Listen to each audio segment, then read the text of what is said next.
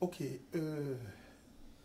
monsieur les journalistes, euh, vous étiez avec nous le samedi passé où le ministre d'État, l'ancien ministre d'État, Kwame Koutié, a rencontré la diaspora béninoise de l'Amérique du Nord, où il a essayé de s'expliquer par rapport à ces différends avec la justice béninoise et en particulier avec le gouvernement de la rupture. Et en tant que membre du comité d'organisation, je peux vous dire comment nous avons pu convaincre le ministre à venir rencontrer, si vous voulez, ses compatriotes, ses frères, ses grands frères, ses petits frères de la diaspora. Donc, je peux vous dire que nous avons été vraiment satisfaits de l'intervention du ministre par rapport aux arguments qu'il nous a produits. Donc, nous voulons dire au peuple béninois que, et au même moment où certains journaux parlaient, si vous voulez, d'un vice de communication en matière politique aux États-Unis, en ce sens que tout ce qui a été fait a été pratiquement initié par le président. Nous inscrivons en faux. C'est nous qui avons demandé au président, au ministre Kwame Koutié, de nous rencontrer. Parce que, comme vous savez, ce n'est pas possible. On ne peut pas comprendre comment est-ce que, dans un pays de droit, on peut annuler le passeport ordinaire d'un citoyen. Donc, nous étions dans cette logique. Et quand les gens disent que, bon voilà, il y a eu les gyrophares. Mais écoutez, aux États-Unis, ce n'est pas comme la police républicaine. Et même un paysan a droit, si vous voulez, à la protection en ce qui concerne la sécurité. Mais quand des gens disent que voilà, le président y avait eu des grosses caisses, mais je trouve que ce n'est pas normal. Ouais. Dans ce cortège, je peux vous dire que il y a eu ma propre voiture. Et mes propres voitures, je vais vous le dire, il y a la voiture de tous ceux qui ont été organisateurs de cet événement. Vous voyez, le ministre Kwame Koutié, c'est quelqu'un de très discret et quelqu'un que j'ai eu le temps d'approcher, quelqu'un de très modeste. Donc, tout ce qui a été un succès ce samedi, c'est pratiquement la volonté, le dynamisme de la diaspora qui voulait, qui avait soif de la vérité. Donc, nous nous sommes constitués en comité d'organisation pour entendre un compatriote, parce qu'il est désormais, si vous voulez, de notre famille. Donc, donc il est de notre famille. Et c'est de la même chose. C'est la même chose qui a été faite quand il y avait, si vous voulez, il y avait eu la situation d'un certain Talon qui avait des démêlés avec le gouvernement Yahi Boni. Donc, je me rappelle des écrits et je me rappelle de tout ce que nous avons fait au niveau de la diaspora. Parce qu'au Bénin, vous savez, on n'aime pas, on est contre qu'un citoyen soit poursuivi injustement, soit acharné injustement, politiquement. Donc, c'est de ça qu'il s'agit. Mais pourquoi vous n'avez pas réagi quand il s'agissait du président Talon? Donc, c'est la même chose qui est aujourd'hui fait à notre compatriote Kakaka Komikunche. Donc, la diaspora s'est dit, mais dans quel pays du monde on peut annuler le passeport ordinaire d'un concitoyen? Mais c'est injuste. C'est de ça qu'il s'agit. Donc, pour répondre à cette injustice, la diaspora soutient le président Komikunche par rapport, si vous voulez, à cet affront. Donc, cela peut arriver à tout le monde. Cela peut m'arriver. D'ailleurs, vous savez, par rapport, quand nous étions en train de dénoncer l'article 249, qui limitait la diaspora en ce qui concerne la participation aux joutes à l'élection d'un membre de la diaspora, mais nous avons marché. Nous avons marché et nous avons été humiliés, si vous voulez, par l'ambassadeur du Bénin aux États-Unis. Mais nous avons pris nos responsabilités. Nous lui avons dit que nous ne sommes pas, si vous voulez, une famille qu'il faut marginaliser. Et je suis en train d'apprendre que moi-même, je ferai l'objet, si vous voulez, d'un procès à la justice. J'aviserai. Je suis prêt pour le combat. Donc, il faudrait que nous, les Béninois, on puisse comprendre que les réactions que nous faisons, surtout au niveau de la diaspora, c'est des réactions pour rétablir l'ordre démocratique. C'est des réactions pour dire que nous ne sommes pas allés à la conférence nationale pour rien. Donc, c'est des rappels, c'est des combats pour toujours rétablir l'ordre démocratique dans notre pays. Maintenant, quand il s'agit de l'autre, il y a problème. Mais ce n'est pas bien. J'ai vu des jeunes qui ont marché pour défendre le président Talon dans ce pays. C'est la même chose que nous faisons. Si aujourd'hui, il y a des ratés au niveau de mon pays, au niveau de la démocratie, mais pourquoi vous vous alarmez? Parce que nous avons fait le même combat pour qu'aujourd'hui on puisse dire que le Bénin est un pays démocratique. C'est ce combat que nous sommes en train de faire. Mais pourquoi cela gêne aujourd'hui quand il s'agit de Komikunche? Mais quand il va s'agir de vous, nous allons faire le même combat. Donc quand il y a des dérapages au niveau du gouvernement de mon pays, vous voulez que je me taise? Vous voulez que d'autres Béninois se taisent? Non, on ne va pas se taire. Et c'est de ça qu'il s'agit. Donc il faudrait que cela soit très clair. Il faudrait que cela constitue un message pour mon pays.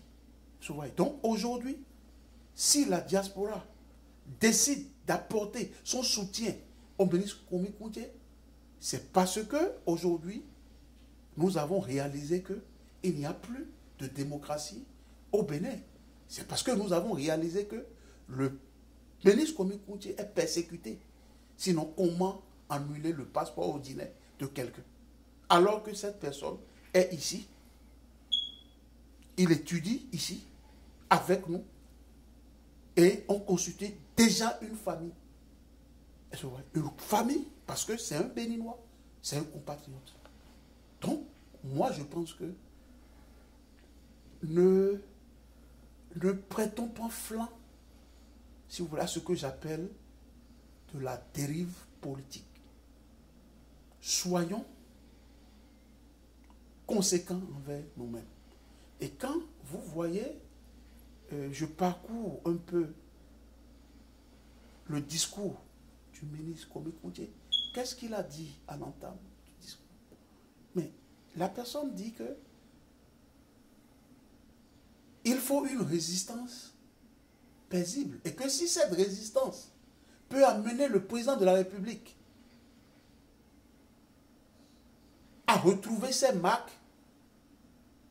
tant mieux.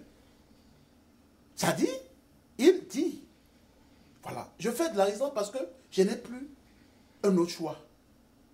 J'ai pratiquement le dos au mur. Qu'est-ce que vous voulez que je fasse? Je ne peux que résister.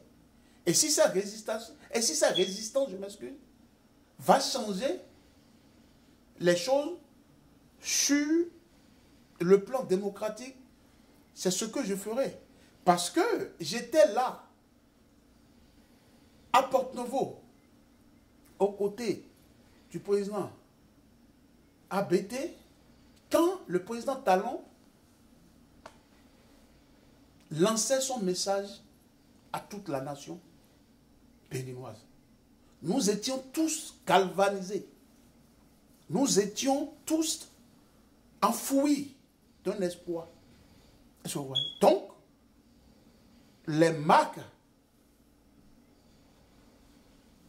qu'il posait, le Béninois ordinaire se retrouvait, si vous voulez, autour de ces fondamentaux. Et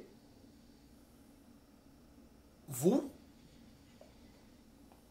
voyez avec moi que ces marques n'ont pas été marquées, si vous me permettez cette expression. Donc il y a un problème. Donc, et je suis de ceux qui pensent avec le président, le ministre Kwame Kounté, qu'il faut l'aider à retrouver ses marques initiales. Parce qu'aujourd'hui, le président Patrice Talon est pris, si vous voulez, en otage par un groupe de politiciens qui ne veulent pas le développement du pays. Et si le président Patrice Talon porte flanc à ce jeu-là, c'est normal que il sera sujet de critiques politiques. C'est clair. Je vois. Donc, c'est de ça qu'il s'agit. C'est de ça qu'il s'agit. Donc, moi, je pense que on ne peut pas utiliser, et comme l'a dit le ministre Kwame Kounté, des armes conventionnelles pour nuire à un adversaire politique. Ce n'est pas possible. Je ne suis pas de cette trempe de personnalités, de politiciens qui cautionnera une telle chose. C'est de ça qu'il s'agit aujourd'hui. Que vous soyez M. Aruna, que vous soyez M. Baba Toundé, vous soyez M. Mitokbe, M. Azanaï, si on vous persécute, on vous dit que vous n'êtes plus béninois en vous annulant votre passeport, votre carte d'identité, votre ID, comme on le dit aux États-Unis, je serai la première personne avec la diaspora à vous défendre. Donc ne voyez pas la personne de M. Kwame Kounté. Voyez la République. La plus républicaine en danger. Ouais. Donc, moi, je lance cet appel aujourd'hui pour que cela soit clair. Une fois pour toutes. Nous avons invité l'ancien ministre d'État pour nous éclaircir sur certains nombres de dossiers et en particulier cette affaire d'annulation de passeport gêne à l'extérieur. Quand les Américains entendent une chose pareille, quand ses collègues étudiants,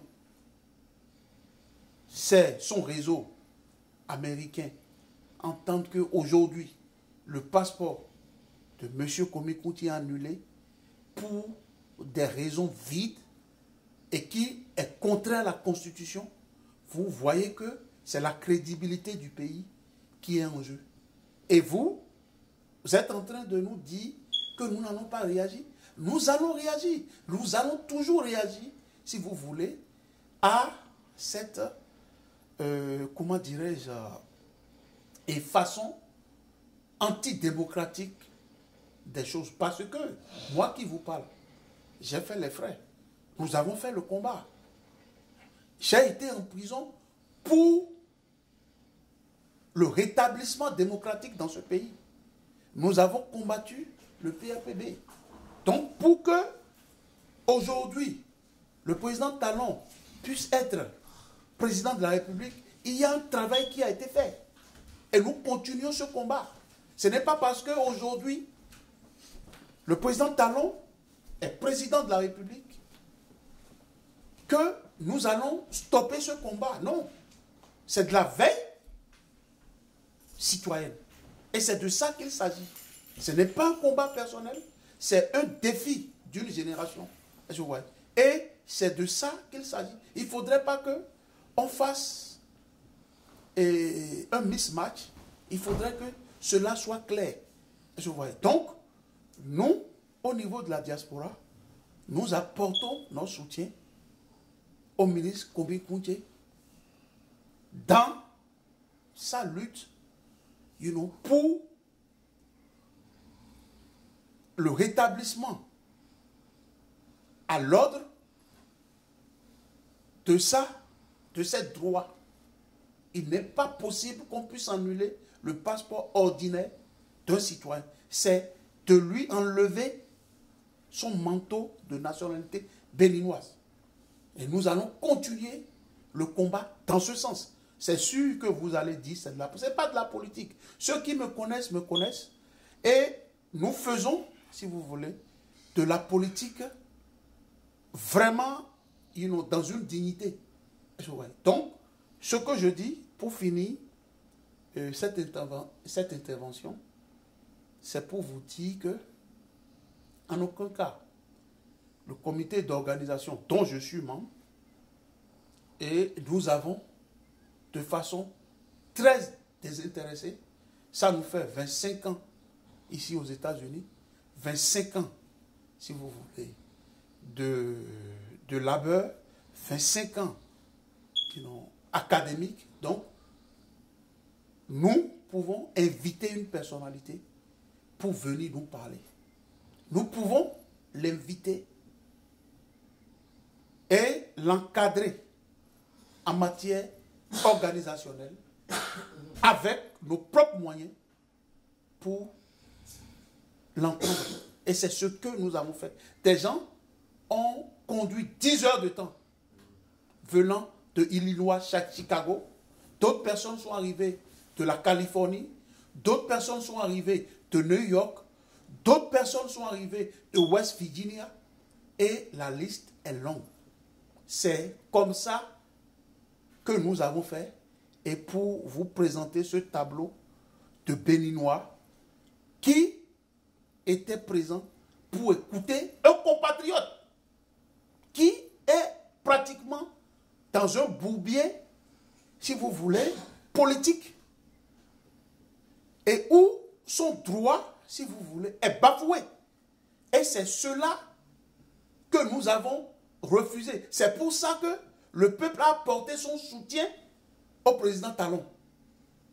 Je vois. Donc, c'est cela que nous avons refusé. Et nous tous, nous avons fait le combat. Donc maintenant, pourquoi, au niveau de la rupture, vous voulez faire une justice à double vitesse? Donc c'est ça, c'est ça même la démocratie. Je vois. Donc, vous avez bénéficié, si vous voulez, de cette réalité et vous ne voulez pas concéder cette réalité à l'autre. Il y a un problème. Donc ceux qui disent que c'est de l'acharnement pour éliminer un adversaire politique, auront-ils raison? Je ne sais pas. Mais ce que moi je vous dis, faisons les choses dans la logique des choses, dans la justice, et ne tombons pas, si vous voulez, dans ce coup, parce que cela n'est pas du tout nécessaire. La démocratie, il faut accepter la différence. Il faut accepter, si vous voulez, la compétition. Et il faut le faire dans les règles de l'art. Donc, je pense que je vais finir mon intervention dans ce sens pour vous dire que tout ce qui a été et tout ce qui les gens écrivent sur les réseaux sociaux, en ce sens que, bon voilà, Monsieur Komi Kounché a donné de l'argent. Non, non, non, vous me connaissez. Vous nous connaissez, on n'est pas à ça près. C'est une impossibilité mathématique. Vous me connaissez, vous connaissez ma crédibilité et mon combat. Je vois. Donc, c'est une logique. Nous sommes en train de suivre une logique. Il ne faut pas faire de l'amalgame. Donc, c'est une logique. Donc, M. Komi Kounché est un compatriote, est un frère de la diaspora, et c'est un leader de la diaspora. Si il nous séduit, tant mieux. Ce n'est pas le problème. Si on le soutient parce qu'il est acharné, c'est de bonne guerre. Et nous allons toujours nous soutenir, que cela soit Kakaka ou d'autres qui seraient dans les mêmes conditions. La diaspora va apporter son soutien et d'une façon très ferme. Donc, il faudrait que cela soit clair. Nous ne sommes pas de la dernière pluie politique. Nous, ce que nous faisons, notre combat, nous sommes toujours du côté des gens, si vous voulez, qui sont oppressés. Et, comme je l'ai toujours dit, la priorité à notre niveau, ça va toujours au plus souffrant. Aujourd'hui, le plus souffrant, c'est M. Komi Kounché. Il ne peut pas rentrer dans son pays. Il ne peut pas circuler parce que de façon fantaisiste, on annule son passeport. Parce qu'on juge aujourd'hui qu'il représente une menace parce qu'on a déjà des calculs politiques en ce sens qu'il serait un potentiel candidat. Est-ce que c'est de ça qu'il s'agit? Est-ce que c'est ce plateau que nous avons présenté et nous avons offert à d'autres qui étaient dans des situations pareilles? Je dis non. Donc, il faudrait qu'on mette la balle à terre. Et je demanderai pour finir que cette affaire de caution de 250 millions pour le président de la République et 200 millions pour, comment dirais-je, les députés, c'est inadmissible. Ça prouve que le Bénin, quartier latin de l'Afrique, est en train de reculer.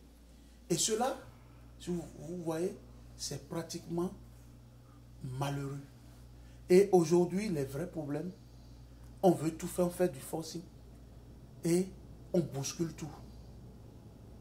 Donc, et je ne suis pas fier. Le Béninois n'est pas fier. Avec cette loi qui a été votée. Donc, cela ne s'est jamais passé dans l'histoire du Bénin. Et je trouve que ce n'est pas normal. C'est pratiquement un carton rouge à la jeunesse. Et je demande à la jeunesse de se réveiller et d'aviser au moment, propice. Ce qui se passe, c'est pratiquement un coup d'État contre la jeunesse. Et on ne peut pas accepter ça. On ne peut pas accepter ça. Le pays n'est pas, si vous voulez, à un seul groupe d'individus. où on a déjà tracé le schéma, l'avenir de ce pays. On se dit, si on ne fait pas ça, on ne peut pas être aux affaires. Ce n'est pas possible. Mais moi, je vous dis, nous allons résister. Et nous allons résister pour faire changer le président. Parce qu'il est pris en otage. C'est ça, on lui fait du chantage politique. On lui fait du chantage politique. Et ce chantage politique est fait par une nomenclature vieillissante qui ne veulent pas partir. Et c'est ça la béninoiserie. Donc, est-ce que nous allons rester les bras croisés? Non. Je demanderai au président Talon que si nous, on était restés les bras croisés, il ne sera pas président aujourd'hui. La preuve, il appartient à la diaspora. Il appartient à la diaspora. Et il est revenu, il est devenu président.